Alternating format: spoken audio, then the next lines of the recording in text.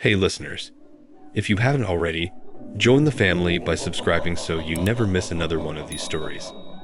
Let's get to 1,000 subs together. Now relax and enjoy.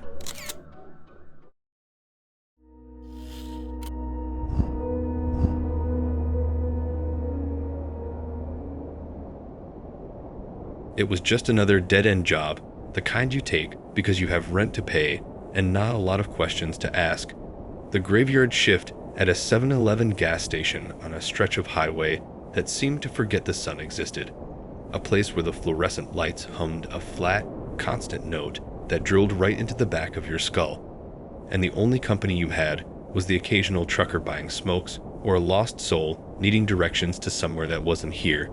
The manager who hired me was a tired-looking man named Bill, whose hand felt like cold dough when we shook on it. And he didn't give me a manual or a pep talk. Just a single smudged piece of paper torn from a spiral notebook with 7 rules written on it in shaky handwriting. He told me to never, ever break them, not even once. And the way his eyes didn't quite meet mine when he said it made the whole thing feel less like a company policy and more like a warning. A set of instructions for staying alive, which seemed ridiculous for a job that mostly involved mopping floors and restocking slushy machines, but the pay was decent and I needed it. So I took the list and promised I would remember. The rules were simple but strange. Rule 1 was always keep the security monitors clean. A cluster of 4 black and white screens showing the parking lot, the main store, the cooler, and the back alley. The picture was always grainy and flickered sometimes. But Bill said to wipe the dust off the screens every hour without fail. Rule 2 was if the payphone outside rings, let it ring. Do not answer it under any circumstances, even if it rings all night, which he said it sometimes did. Rule 3 was never acknowledge the reflection of anyone in the glass of the coolers or the front windows if their back is to you. Just keep staring straight ahead until they turn around or leave. Rule 4 was if a customer asks for a special blend coffee and points to the pot that's always empty, you tell them we're out and apologize. You never, ever brew a fresh pot for that request. Rule 5 was the music from the ceiling speakers is always to be kept at a low volume. And if it ever stops or changes to a song you don't recognize, a static-filled tune that sounds old and slow, you were to go to the back room and hit the red reset button on the breaker box immediately. Do not wait. Rule 6 was at exactly 3:17 a.m. every night. You must walk to the front door, lock it for exactly 1 minute, and then unlock it. You cannot look outside during this time. You just lock the door, stare at the floor for 60 seconds, and unlock it. Rule 7 was the most important one. Written in all capital letters, which I know I said not to use, but that's how it was on the paper. It said never, ever go into the walk-in freezer after midnight. Not for any reason. Not even if you hear something in there. The door is to remain closed and locked from the outside. Bill made me repeat them back to him before he left me alone on my first night. And I laughed about it to myself after he was gone, thinking it was some kind of hazing ritual for the new guy. But that first night, things felt off from the start. The air in the place was thick and still, like the inside of a tomb, and the lights outside didn't so much illuminate the darkness as push against it, creating a small island of sickly yellow glow in a sea of black. The highway was quiet, just the distant moan of a big rig now and then, and around 1 in the morning, the payphone rang, a sharp, jarring sound that made me jump. I remembered Rule 2 and let it go. 17 rings later it stopped, and the silence that followed felt heavier than before. I busied myself with wiping down the hot dog rollers, trying to shake off the unease. But then I caught a movement in the security monitor for the parking lot. A figure standing by the gas pumps. Just standing there, I turned to look out the window directly, but there was no one there. When I looked back at the monitor, the figure was gone too. I told myself it was a trick of the light, a glitch in the old camera. But my heart was hammering against my ribs at 3:17 a.m. I followed Rule 6, walking to the front door, turning the deadbolt, and staring at the scuffed linoleum tiles while I counted slowly to 60 in my head. The minute felt like an hour, and I had this intense, crawling sensation on the back of my neck, like I was being watched from the other side of the glass. But I didn't look up. I just unlocked the door and went back behind the counter, feeling foolish but also deeply relieved that the minute was over. The weeks bled into each other, a monotony of long, quiet nights punctuated by small, strange occurrences that started to feel normal. The payphone rang most nights, sometimes for a few seconds, sometimes for what felt like forever. I never answered it. I got good at avoiding looking at reflections. I kept the music low and familiar, and I never ever thought about going near the walk-in freezer, the door of which was always cold to the touch, no matter how long the heater ran. The real trouble started on a night in late October. The air had turned cold, and a thin, persistent fog had rolled in, clinging to the windows and making the world outside the glass seem like a blurry dream. A guy came in, a regular I'd seen a few times before. A trucker named Dave who usually bought a lottery ticket and a black coffee. He looked tired, more so than usual, his eyes bloodshot and his movements slow. He nodded at me and went to the coffee station. I was restacking the chip racks and not really paying attention until I heard him curse under his breath. I looked over and saw him staring at the special blend decanter, the one that was always empty. He turned to me, his face pale, and asked if we had any more of that special blend in the back, that he really needed it tonight. I told him, like the rules said, that we were all out and I was sorry. He looked desperate, almost angry, and he said, "Come on, man, just check the back, check the freezer. I know you keep some back there."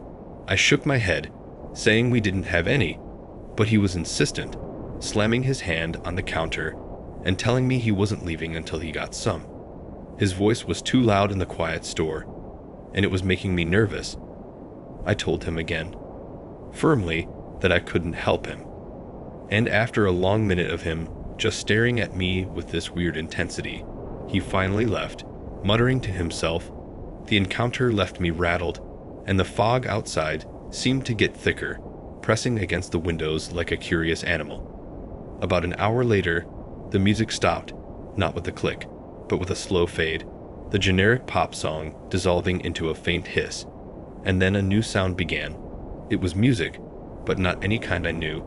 It was a slow, dragging tune played on what sounded like a warped record. A faint, tinny orchestra with a voice so distorted by static I couldn't make out the words. It was deeply wrong. It made my skin crawl. And I remembered Rule 5. I moved quickly, heading for the back room to hit the reset button.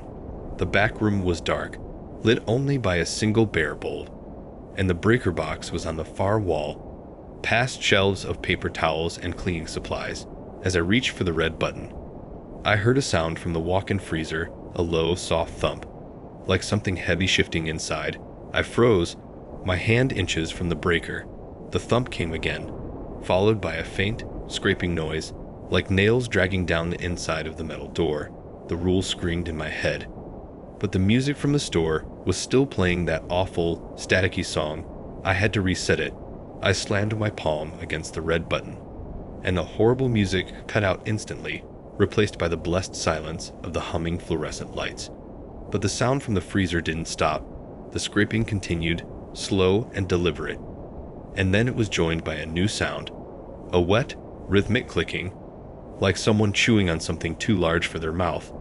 I backed out of the storage room, my legs feeling weak, and returned to the main store, trying to convince myself it was just the old compressor acting up.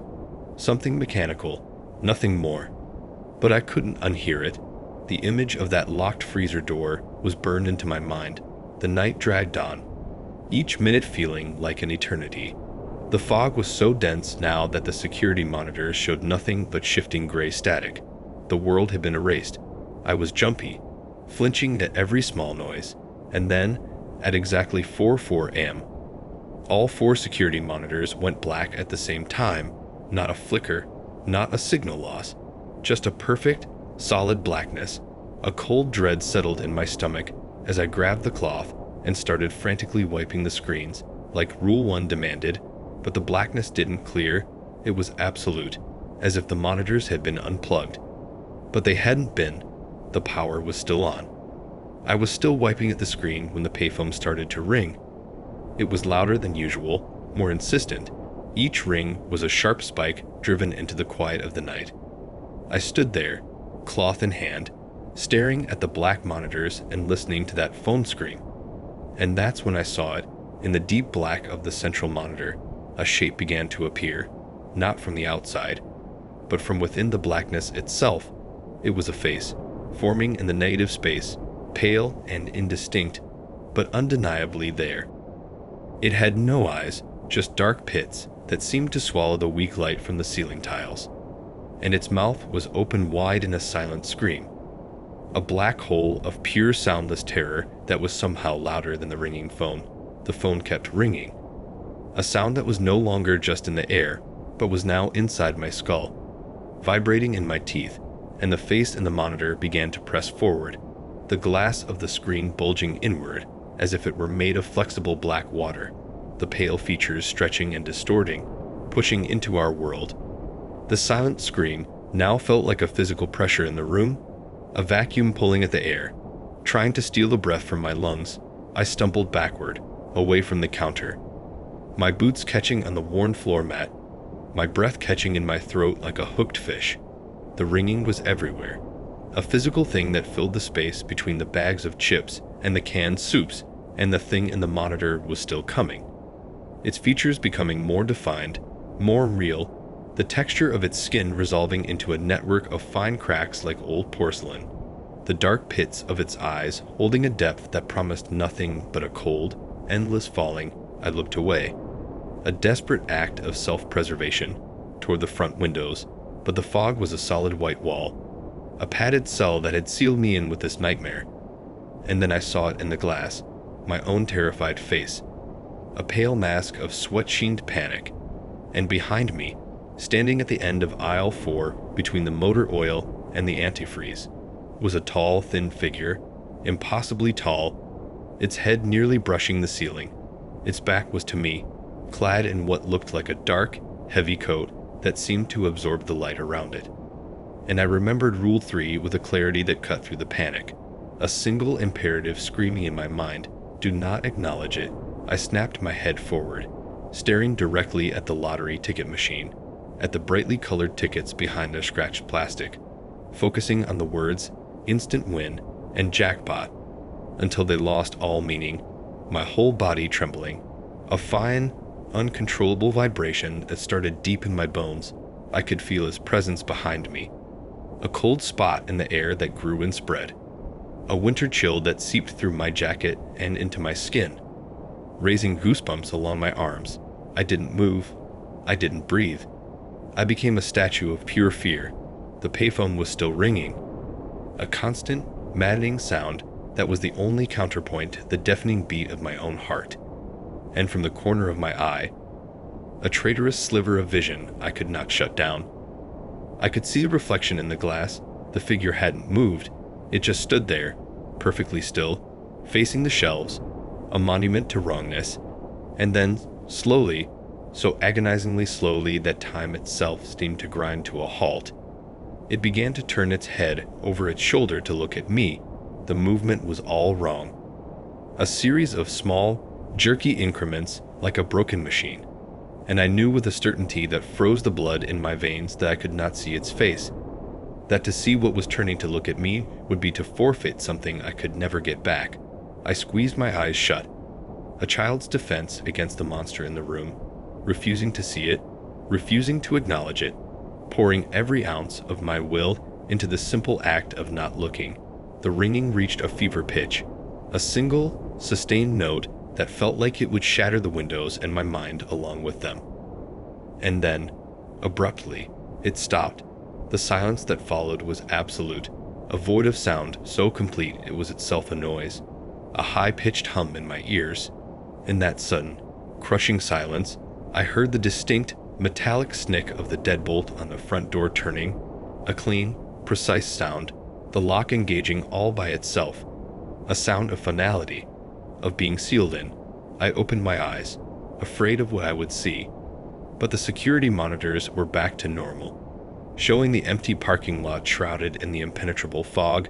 The face was gone, The screen was just a screen. The payphone was silent. A dead plastic object on a metal pole. I forced myself to turn around, my joints stiff with fear, creaking with the effort, my breath held, expecting to see it there, waiting, but aisle 4 was empty.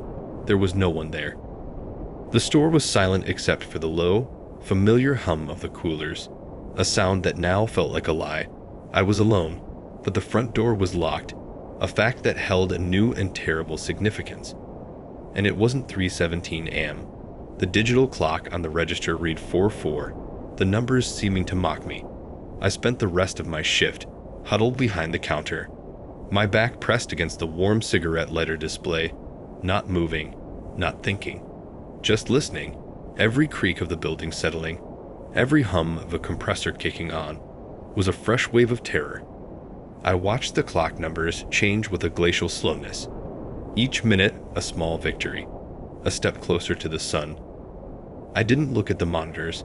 I didn't look at the reflections in the windows. I just stared at a spot on the floor between my feet and waited when the day manager arrived to relieve me, her keys jingling in the door before she found it locked and had to knock. She found me pale and shaking, a hollowed-out version of the person who had started the shift. She asked if I was okay, her voice sounding miles away, and I just nodded, a tight, jerky movement. I didn't tell her about the face in the monitor, or the thing in the reflection, or the feeling of that cold presence, or the phone, or the lock. The words were there, a tangled mess in my throat, but I knew they would sound insane, and more than that, I felt a superstitious dread that giving them voice would make it all real again, would somehow invite it to follow me home. So I just handed her the keys, my hand trembling so badly they rattled together, and I left. I walked out into the weak morning light, the fog finally beginning to burn away, and I never went back. I didn't call. I didn't collect my last paycheck. It wasn't worth it. I just disappeared from that job.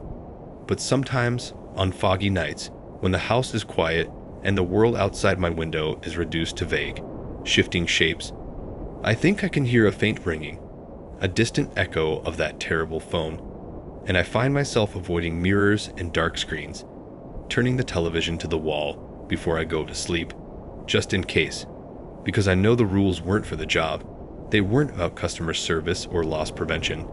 They were for keeping things out, a fragile barrier of specific actions performed at specific times, a ritual to maintain a balance I never knew existed.